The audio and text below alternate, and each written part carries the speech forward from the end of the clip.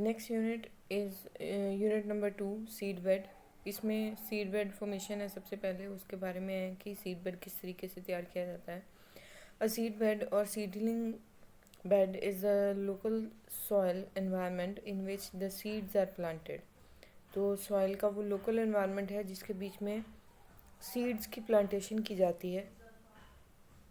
Often it comprises not only the soil but also specially prepared farm, cold frame, hotbed or raised bed used to grow the seedlings in the controlled environment into larger young plants before transplanting them into A garden और field.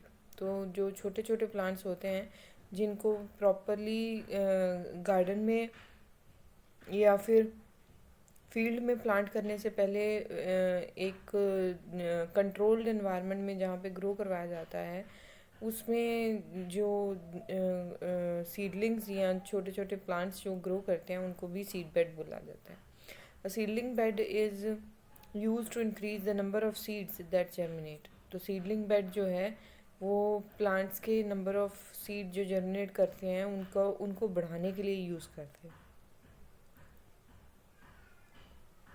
आगे है soil type.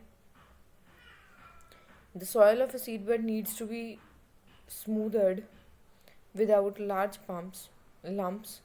These traits are needed so that the seeds can be planted easily and at a specific depth for best germination।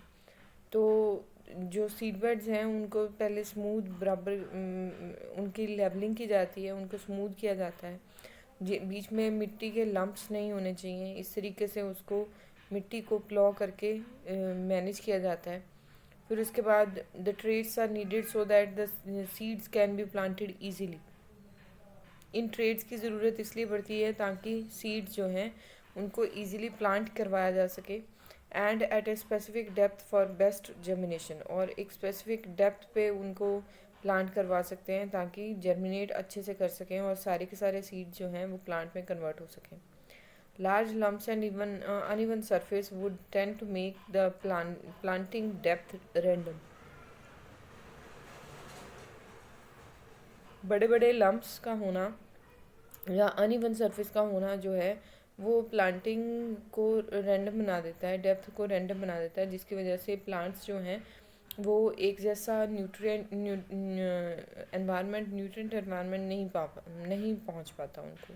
Many types of seedlings also need to lose soil with minimal rocky content for best conditions to grow their roots। तो बहुत सारी types हैं seedlings की जिनमें minimal rocky content for need loose soil. तो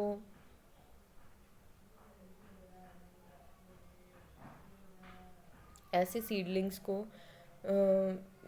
Rocky बीच में पथरीली जो सतह है वो कम चाहिए होती है और नरम जो सॉइल है उसकी ज़रूरत ज़्यादा रहती है। Seed bed preparation in farm field often involves secondary tillage via harrows and cultivars।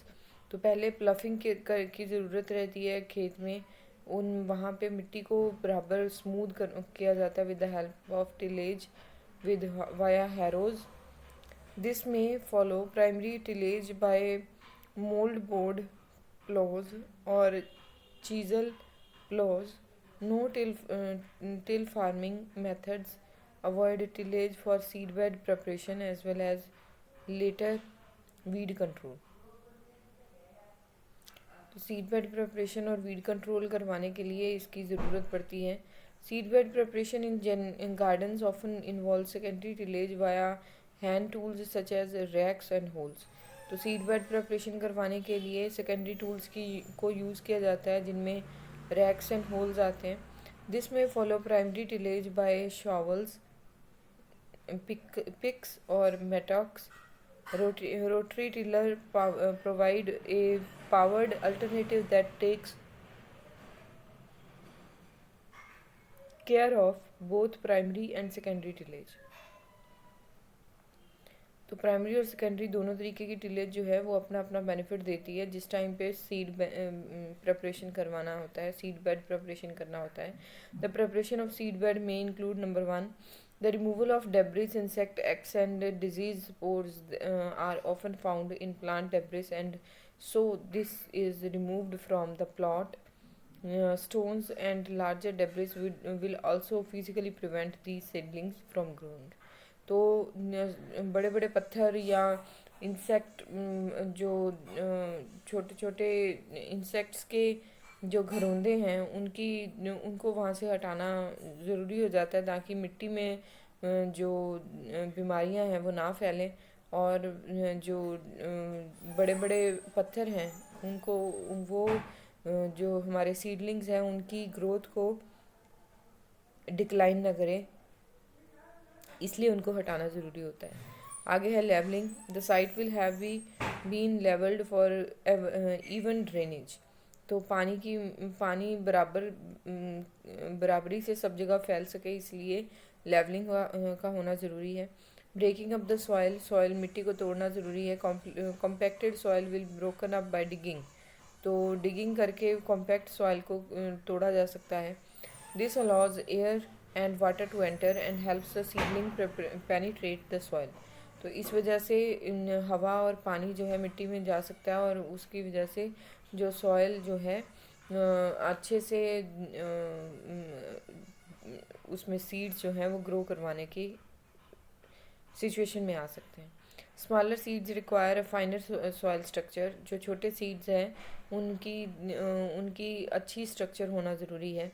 The surface of the soil can be broken down into a fine granular structure using a tool such as rake.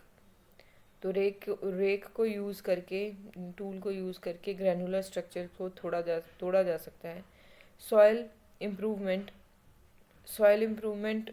करवाने के लिए the soil structure में be improved by introduction of organic matter such as compost और peat, fertilising the nitrate and phosphate. Compost या peat को मिला के मिट्टी में सॉइल की स्ट्रक्चर को इम्प्रूव कर सकते हैं, और ताकि उसकी जो न्यूट्रिएंट वैल्यू है वो बढ़ सके। Fertilising the nitrate and phosphate levels of the soil can be adjusted with fertilisers को ऐड करवा के नाइट्रेट और फॉस्फेट की लेवल सॉइल में बढ़ाए जा सकते हैं। If the soil is deficient in any of the microorganisms these too can be added. तो अगर उनमें न्यूट्रिएंट्स की कमी है तो नाइट्रेट और फॉस्फेट जो है वो ऐड करवा के न्यूट्रिएंट्स का लेवल जो है वो बढ़ाया जा सकता है। ओके बेटा, यहाँ पे आपका सीड बेड फॉर्मेशन का टॉपिक जो है वो कवर हो जाता है।